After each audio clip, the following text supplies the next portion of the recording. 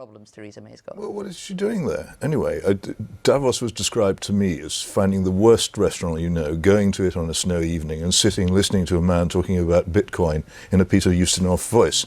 A wholly pointless boondoggle. What is she doing there when it seems representing to me... Britain, presumably, if Donald Trump and Emmanuel Macron... To whom? To lots of other people who are going on boondoggles. By the way, Theresa May can't go on a state visit to the United States because she's not head of state. Only the Queen can do that. So, whereas President Macron being head of state can be, so that can't be on offer. And as for the special relationship, I thought everybody now knew that the special relationship was a joke and a myth and that it doesn't exist. If she's looking for it in Davos, she won't find it there either. It seems to me her problems are at home. But if she is going to meet Donald Trump, and that has been sort of hurriedly arranged for them in Davos, does she have to try and restore better relations? Well, I don't know what you can do. The man is such a complete loose cannon that it's impossible to know what he will do next and what he would make out of any meeting at all and whether it will benefit her or not. In whose eyes is somebody standing improved by being able to meet Donald Trump?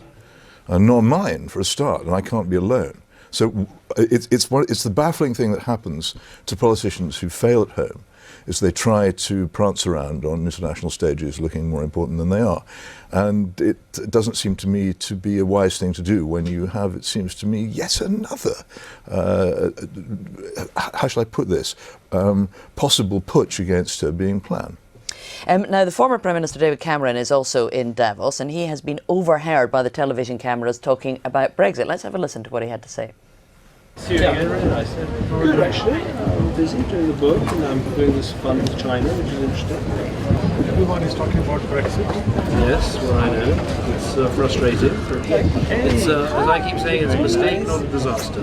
It's turned out less bad than we had. It's still going to be difficult.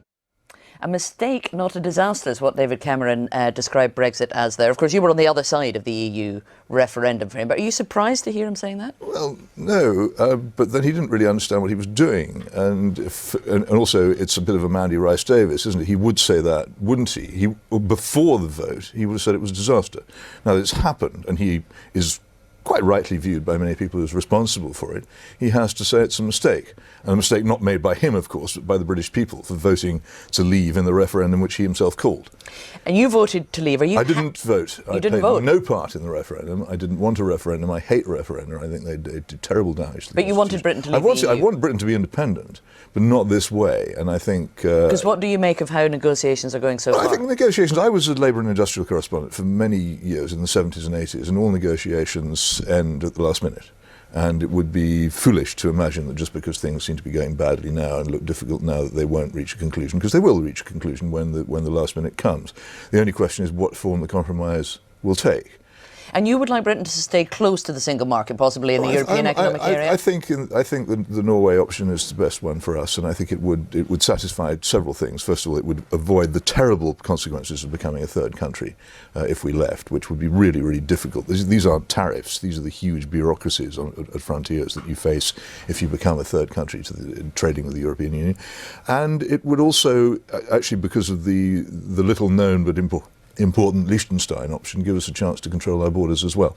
And we would not have to take anything... This is what Brexiteers like Jacob Rees-Mogg describe as being a vassal state. You'd be a rule taker, not a rule maker, because you wouldn't be defining the rules of the single market, you'd just be accepting. He can say that if he likes, but the problem is this. In 40 years of being in the European Union, much of Britain's muscle, its independent muscle, has atrophied.